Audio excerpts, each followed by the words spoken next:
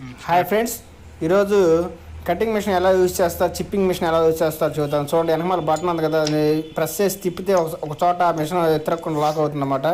తర్వాత పైన ఓడదీస్తాము. ఇది 5 అంగుళాల మిషను. 5 అంగుళాల మిషన్కి డైరెక్ట్గా 5 అంగుళాల బ్లేడ్ వేస్తారన్నమాట. మామూలుగా 4 అంగుళాల మిషన్కి అయితే రింగులు వేయాల్సి వస్తుంది. దీనికి అలా ఉండదు, డైరెక్ట్గా 5 అంగుళాల బ్లేడ్ కరెక్ట్ ఫిట్ అవుతుంది అన్నమాట. ఆ పేర్లు ఉన్నవి వెనక్కి వెళ్ళాలి. చూడండి, ఓన్లీ బ్లూ కలర్ ముందుకు రావాలి. అది బ్లేడ్ తిరిగే సైడ్ అనమాట. చూడండి, దీని మీద యారో మార్క్ ఉండిద్ది, అంటే బ్లేడ్ ఇటే తిరగాలని.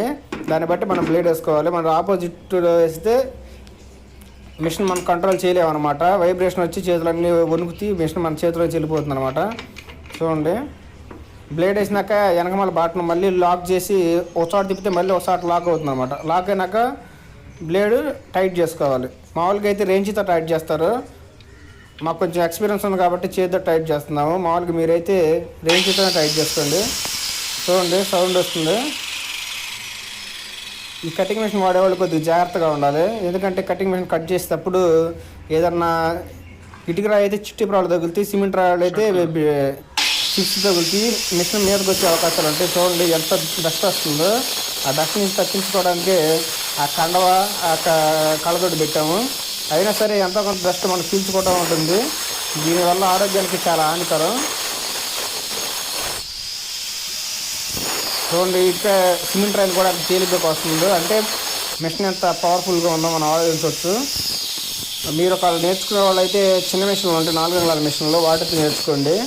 ఇది కొంచెం హెవీ మిషన్ కాబట్టి మీకు కంట్రోల్ కాకపోవచ్చు.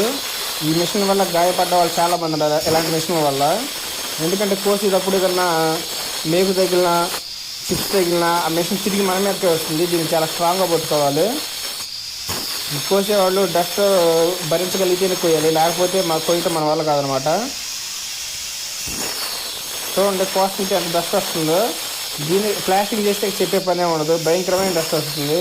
ఒక్కోసారి ప్లాస్టిక్ చేసిన చోట కూడా కోయాల్సి వస్తుంది. మనం కటింగ్ కోసుకునేటప్పుడు ఇలా ఫస్ట్ నిల్లు గీతలు కోసుకున్న తర్వాత దానికి క్రాస్ కటింగ్లో పెడతారు. ఎందుకంటే ముక్కలుగా తేలిగ్గా విడిపోతుంది అనమాట. చూడండి, మిషన్ కదలకుండా ఎంత స్ట్రాంగ్గా పడుతున్నాడు. చూడండి, సైడ్ కటింగ్ కూడా కోస్తున్నాడు. నిలువు కోసాడు, సైడ్ కోస్తున్నాడు అనమాట. ఇలా కోయటం వల్ల చిప్పింగ్ మిషన్ వాడి కొట్టే వాళ్ళకి చాలా తేలిగ్గా ఉంది, సుత్తి శానం వాళ్ళకైనా తేలిగ్గా ఉంది. ఒకే నిలువు కోస్తే కొట్టడానికి ముక్కలుగా విడిపోదు అనమాట, చాలా కష్టపడాలి. ఇలా సైడ్ కోయటం వల్ల చాలా తేలిగ్గా ఊడిపోవడం జరుగుతుంది. మనం 5 అంగుళాల మిషన్ వాడడానికి కారణం ఏంటంటే గోడ లోపలికి పైపు లోపలికి వెళ్తుంది అనమాట. బయటకు ఉంటే క్రాకులు ప్లాస్టింగ్ చేసినాక తేలిగ్గా కనపడుతుంది. అదే మనం లోపలికి ఉంటే ప్లాస్టింగ్ క్రాకులు రావడం చాలా తక్కువ అనమాట. చూడండి, మిషన్ చూడడానికి ఏదో బొమ్మ మిషన్ లాగా తేలిగ్గా కనపడుతుంది అనమాట, కానీ మిషన్ ఒక 7 కేజీలు ఉంటుంది. ఇది ఉన్నట్లకల్లా హెవీ మిషను.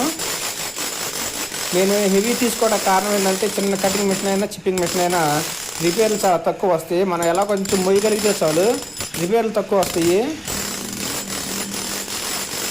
ఇది 1800 హార్స్ పవర్. ఎలాంటి గోడైనా స్లాబ్లు అయినా సరే చాలా ఈజీగా కొడుతుంది. ఇది మన కొడతాం వల్ల దీనివల్ల మైనస్ ఏంటంటే ఒళ్ళు మొత్తం కదిలిపోతుంది అన్నమాట. ఊరినే ఓదలు అంటారు చూసావా, అలాంటి ఒళ్ళు వచ్చేస్తుంది. దీన్ని మోసి సాయంత్రానికి చేతులు నొప్పులు వస్తాయి అన్నమాట. కానీ మనకు పని దగ్గర చాలా తేలిగ్గా సులభంగా పనిచేస్తుంది. ఇదివరకైతే సుత్తి శానాలతో కొట్టి జనాలు అల్లాడిపోయేవాళ్ళు. ఆ సుత్తులు చేతి మీద పట్టడం, ఎంత కొట్టిన చిట్టిప్రాయ తగిలితే చిట్టే పని లేదు. చిట్టిప్రాయ అయితే మనకు గాడి పగలదు అనమాట శానంతో. అదే మిషన్తో అయితే మనకు తేలిగ్గా పగిలిపోతుంది. కరెంట్ పనిలో వైరింగ్ లాగడం, స్విచ్ బోర్డులు ఇంకే తేలిక పనులే కాదు, ఇలాంటి కష్టమైన పనులు కూడా ఉంటాయి. చాలామంది కరెంట్ పనే కానీ తేలిగ్గా చేస్తారు. కానీ ఏ పనిలో ఉండే కష్టం ఆ పనికి ఉంటుంది. ప్రతి పని కష్టమే, కష్టం లేని పని ఏది ఉండదు. చూసే వాళ్ళకి తేలిగ్గా ఉంటుంది, చేసేవాడికి కష్టంగా ఉంటుంది.